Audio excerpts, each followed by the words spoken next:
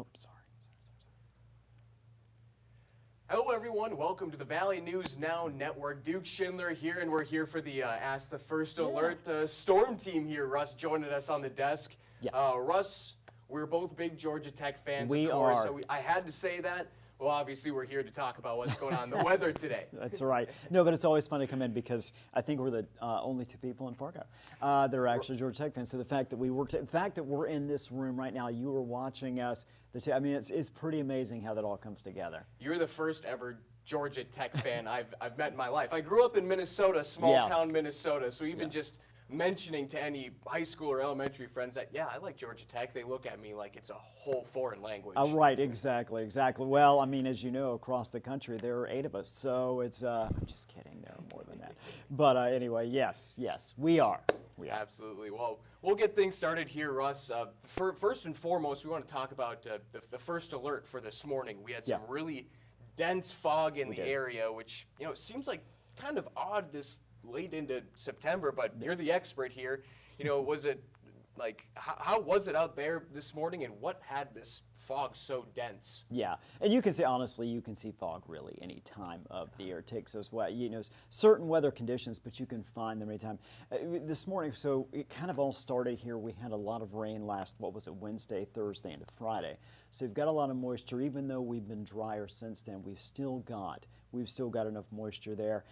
Temperatures cool down at night. We have high pressure right now sitting on top of us. So what happens is you get the dew points. It's very humid in the morning, and you get that. What happens is you get that moisture trying to kind of get up, trying to escape there. The high pressure creates that sinking air, and eventually what happens is you start to warm up a little bit. You get that variable in the temperature. You start to get enough mixing, and the fog lifts. But during the morning, that's why we often see that in the mornings, because the temperature, humidity, the dew point are very close to each other, so there's very little kind of an ability to get that moisture, that fog, to lift off of the ground and really kind of get up in the atmosphere. So, and again, what was special about this morning is we've had some patchy dense fog the previous 2 mornings as well, even into Sunday, Monday, Tuesday, but because of where the high pressure is centered, because it even more so encompassed much of the area, so we saw it more widespread this morning. Certainly walking out the door, I woke up fairly early, about 7:30, and it was already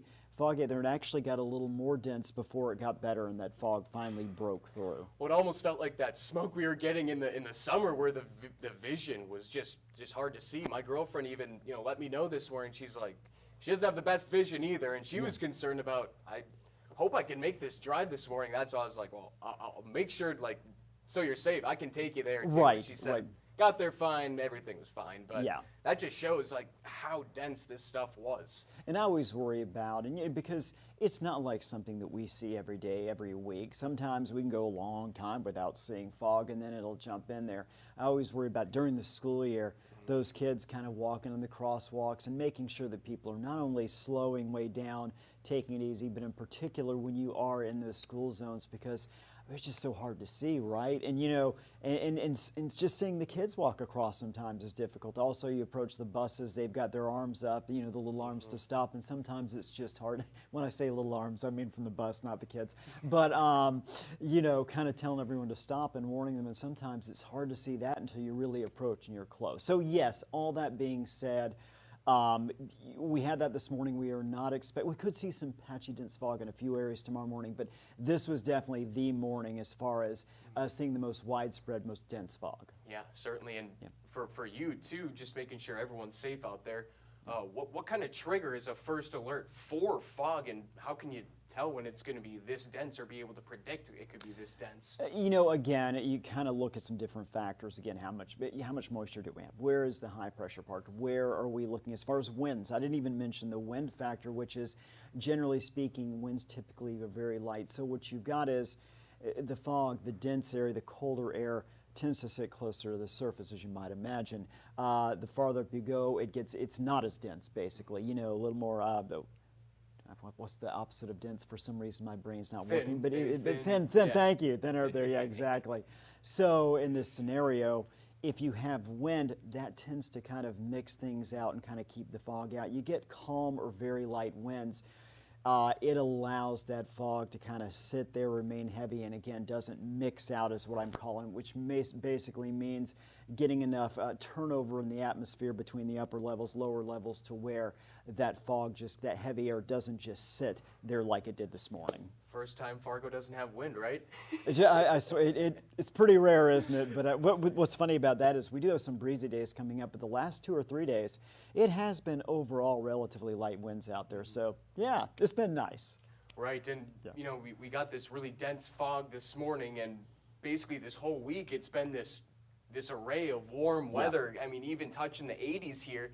I mean, have you seen that type of warmth this late in September since you started here? Well, believe it or not, this is only my only second September. I started in October 2 years ago.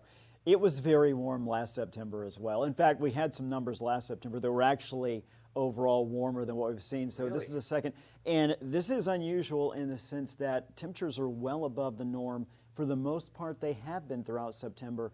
And we did have one brief cooling period there, but overall, and it looks like that's going to continue in early October. So this is unusual, numbers 10, 15 degrees above the norm, but it's very similar to last year. Right, awesome. That just makes for, you know, all the more excitement for this fall weather, especially if you're not the warm weather type of guy. I mean, are we expecting, you know, any fall weather coming up here?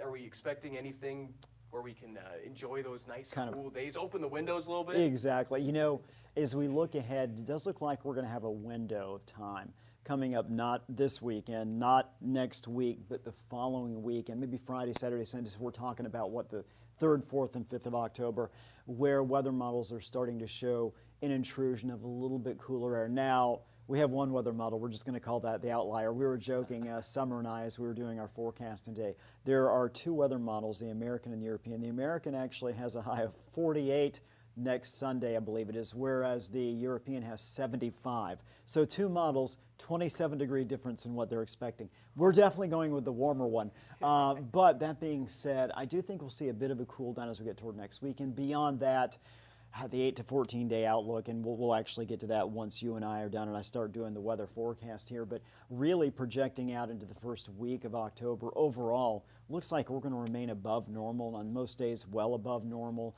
So the answer is this.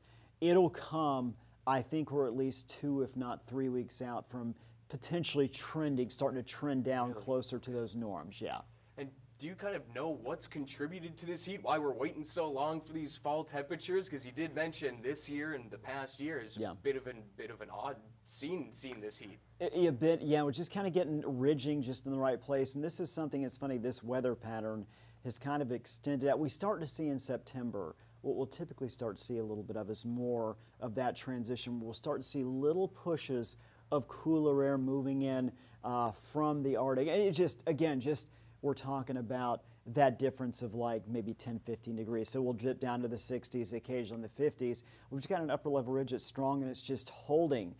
So what that means is there's no real ability for the big swings in the jet stream and those big temperature changes, even the moderate temperature changes. And it looks like, again, that weather pattern is going to hold. Eventually it will break down. Which again, I know one of our viewer questions eventually coming up is looking more at the outlook for more of a seasonal winter outlook, so we'll talk more about that. But really, by and large, it's just been the weather pattern. We usually start to see those little changes and pushes. We just so far haven't seen it because of the upper level ridge. Right, right. And we'll get right to that viewer question here coming up, and some that's going to benefit me as I go through my first winter Fargo experience. Sure. Russ, we were just talking about that fall weather. Now we have Chris who's asking what the winter forecast is looking like this year. Seems to be starting warm, obviously, so far. Yeah. But hey, let Chris and myself know, what are we expecting here? Well, a couple things. First of all, and I have to say there's a caveat. You know, you start forecasting 2, 3, 4 months down the road. There are always gives and takes there. It's not crystal clear, just as you imagine it wouldn't be when you start looking that far. As much as people want to believe you're 100%, right? Exactly, exactly. What we're going to find here is that we are going to see a transition. So a couple things playing a part as we head toward this winter that at least are developing and looks like is going to happen as we've got La Nina. Which, and again, it's going to be a weak La Nina. What does that mean? Typically for us, kind of not getting too much in the nuts and bolts. But when we see a La Nina, the impact for us is usually that we are going to be a little bit trending a little cooler than normal. And as far as precipitation, kind of goes either way. In other words, it could be a little drier at times, could be a little worse. So there's not really much of a trend or as much of a trend La Nina. It is more about those temperatures. And again, the stronger the La Nina, the better chances are going to be of some colder weather. But again, in this case, we're going, okay, trending maybe slightly cooler. And we talk about that. We're more talking about getting into November, December, January. Not so much, it doesn't have as much of an impact as we jump into like September, October.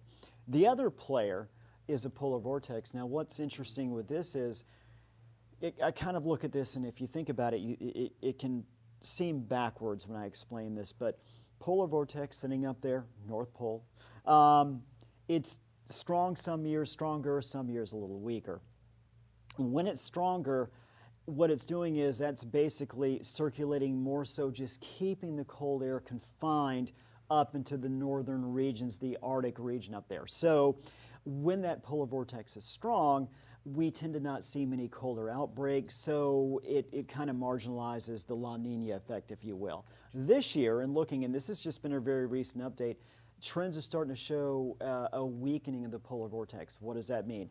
That means that cold air that tends to stay up, the coldest of air in the Arctic Circle, there's more of a wobble in the jet stream. It tends to lend toward more Arctic cold outbreaks. So you take La Nina, okay, so we're looking and going, okay, it may be the weak La Nina may cause cooler temperatures. Then you start looking at a weaker polar vortex, meaning some of that cold air can spill out down into North America and Europe as well. But we're more concerned with North America, and in particular our part of the region. It looks like we're shaping up, especially again as we start to get toward, I think, December, January, February. That's when those two specific things, polar vortex and La Nina, tend to have the biggest impact on the region. So with that in mind, right now, looking like the potential is there, more than likely colder than normal, more than likely bigger shifts where we might have the more strong cold Arctic outbreaks like the ones that really get us, maybe getting a break, obviously. It's not going to be cold all 90 days of winter, but it trends that way. And also with those fluctuations, it tends to bring more opportunities for precipitation.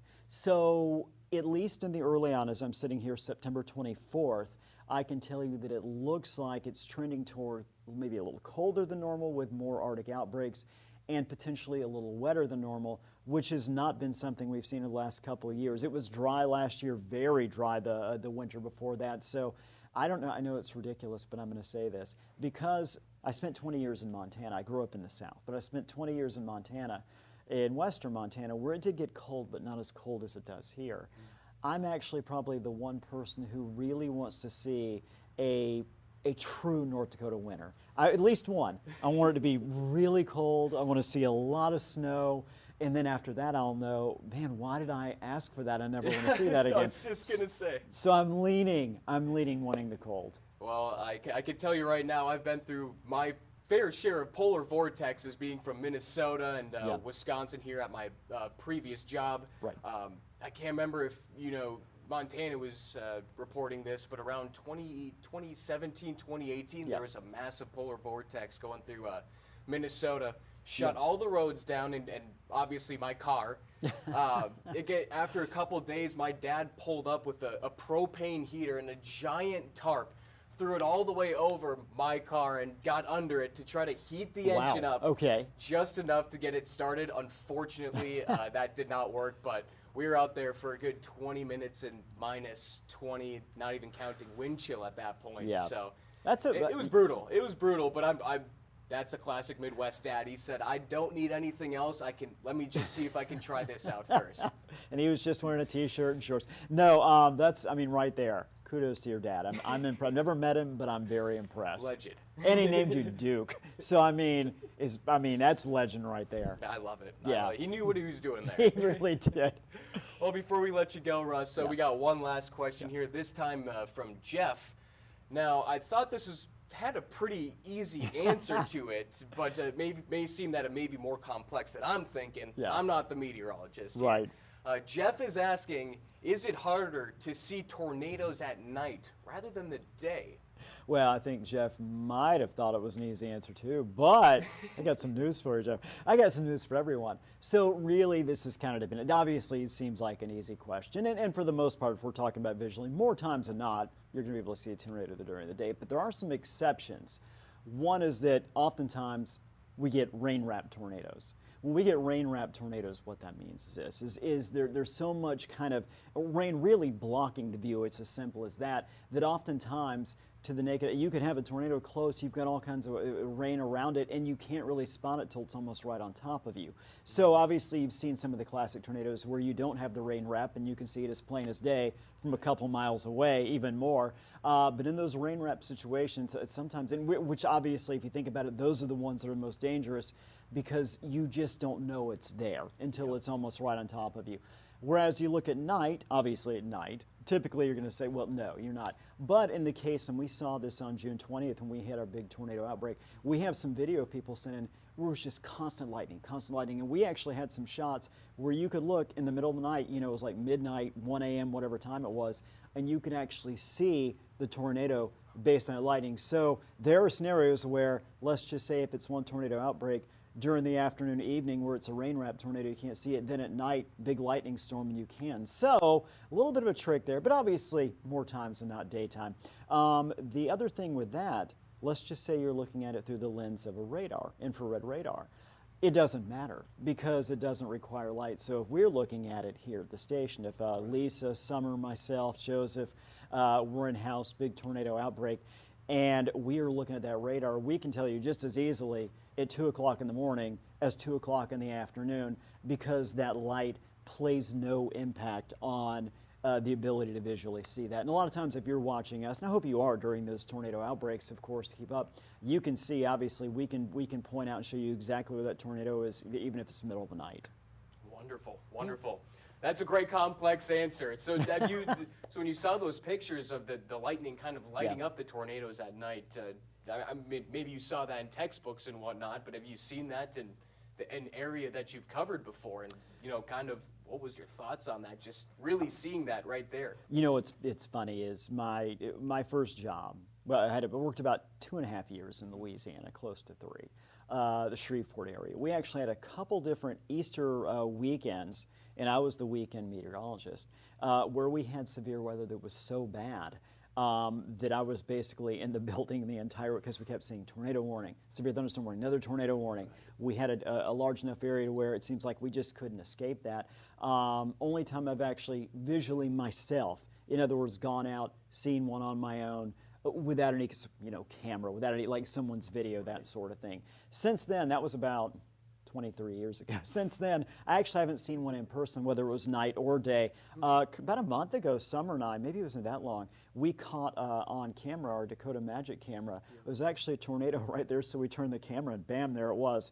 And that was kind of fun to watch, and the best part of that was it had no impact on anyone. I think it, that's the big messed part up a field. Right, exactly. That's when you can start calling it cool. right, exactly. But yeah, I mean, that's always the case, right? Tornadoes is when they're in the plain somewhere, there's no real impact, it's just going through, basically land, farms, but it's not impacting people, it's not impacting buildings or homes. That's always the key thing there. But yes, that was my one experience actually seeing one, as in eyeballs on it. Otherwise, it's just all come through photos, through video, all the stuff that really anybody can find. Wonderful, wonderful. Yeah. Well, thanks very much for joining us on desk here, Russ, for the Ask the First Alert Storm Team. Yes. We'll let you take it over. Did you want me to keep the stream up for you, or are we going to? We're going to keep the stream up. What I'm going to do is one thing I want you to help me with is I want to get it here on camera one. I think we're up here. Yep, I gotcha. So if we so we'll smooth this over here and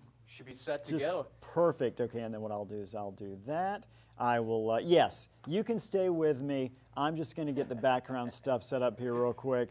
And Duke, no, thank you. And I want to seriously thank the viewers out there who send these questions in. It's fun answering them. It's fun to kind of get a feel for, okay, sometimes it brushes up like with the question about the long-range outlook for winter. Yeah. I know all the things. I just hadn't actually looked at the forecast for the polar vortex in the last couple weeks. And there was a big update there, and that really is, again, now trending us toward a potentially colder and wetter winter. So anyway, so again, always appreciate the questions, and we're always here for you, the Storm Team. And keep sending them in. We're going to be doing this obviously every week. We want your questions. We love your questions, even if we're talking about seeing tornadoes in the dark. Exactly. There's always an answer for weather. There's always an answer. Exactly. All right, thanks, Duke. I'll Appreciate it. take center stage here just so I can. Do you want me to shut your mic down? I got So it you right can, here. you got it right there. I'm going to turn you off there, and then you put it down. I'll turn this back up. Okay, perfect. Thanks again, Duke. All right, let's go ahead, and we will get directly into weather. Another sunny day, another very warm day across the region, and this is something that we're going to continue to see trending back and forth temperature-wise, meaning we're going to have some days that are a little cooler, some that are a little warmer, but every day over the next 11 looks like they are going to be above the norm for this time of year, and it looks like we're going to continue to get a lot of sunshine. Going to pop up full screen here, and you can see what we're looking at. Blue sky, beautiful out there. Temperature's not quite as warm as yesterday in many areas. This time yesterday in Fargo, we were at 83 degrees. Today, we are at 75. So hopefully you're feeling that. Hopefully you're enjoying. I know for me, 70s are much preferred over 80s for this time of year for certain. You did see 80 Grand Forks, 79 in Langdon. So the areas that were a little bit cooler yesterday, a little bit warmer today. We're going to look at our first forecast, and again, not a lot to show you here, at least in terms of precipitation cloud cover. I do want to point out tomorrow morning, we're going to have a couple areas. I mentioned this when I was talking to Duke there. A little bit patchy, dense fog. That's really about it. Lows tomorrow morning, you wake up, clear, temperatures in the mid to upper 50s. Tomorrow afternoon, we're looking at mid 60s to mid 70s. Again, tomorrow, in some areas, as you can see, northern locations much cooler than today. By and large, just another nice day. You get a little bit of a north wind tomorrow, bringing those temperatures, again, down, but still above the norm by several degrees. Very comfortable overall. Tomorrow morning's lows, you see here 57 Fargo, 57 Detroit Lakes, 55 Langdon, generally mid to upper 50s across the board. Now let's take a look at our next weather maker here. We're going to stop. Got Friday morning, Friday afternoon. Notice a warm front has pushed through during the morning hours. Winds out of the south really going to drive our temperatures up. So Friday definitely going to be a warmer day by several degrees compared to our Thursday. But you see a cold front. We're at 3 o'clock now. Notice it moves across the region. There is a chance for a few raindrops in northwest Minnesota. For the most part, no impact across much of the region in terms of rainfall. Now, there will be an impact, obviously, in terms of our temperatures behind that front. Winds will be out of the northwest, so that's going to make for a more comfortable Saturday. Good news there because, of course, Saturday, if you're in Fargo, Moorhead, West Fargo, or if you're just traveling in from the region, North Dakota State got a big game. Homecoming this weekend against South Dakota. We have a parade. Actually, the parade I know is happening Friday evening, so it will be very warm, but a lot of tailgating on Saturday morning and Saturday afternoon. We'll get to that here in just a second as far as our temperatures. Tomorrow afternoon's highs, mid 60s to mid 70s. Again, sunny, very comfortable. You can see northeast North Dakota, 60s for highs, sunny, mid 60s to low 70s, northwest Minnesota.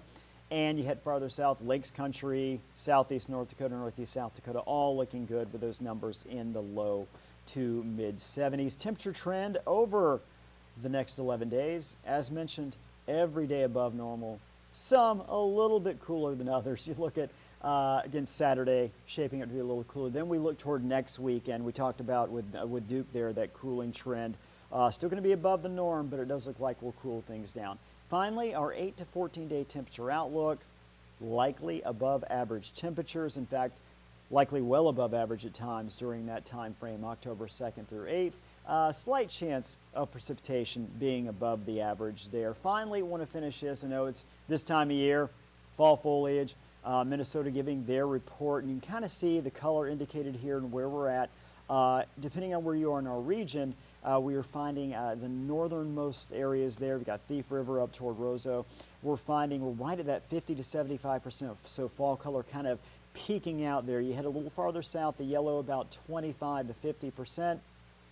And then even farther south, 10 to 25% areas like Detroit Lakes, you head up Fergus Falls, that sort of thing. So again, we're going to continue to see those colors spread farther to the south as things peak out. So we're looking at areas like I was at Maplewood State Park just a couple of days ago, first day of fall there, and I tell you what, it was beautiful, but we're not at the peak there. We're just in that early time period.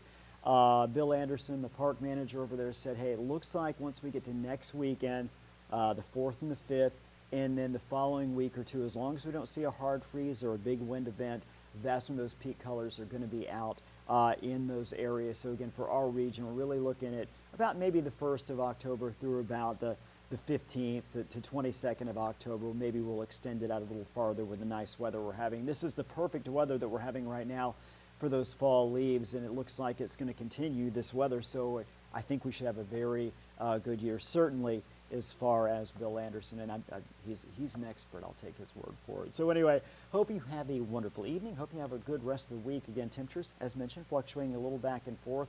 All the days are above normal. We're going to see 70s, a couple 80s in there as well. Hope you have a nice evening.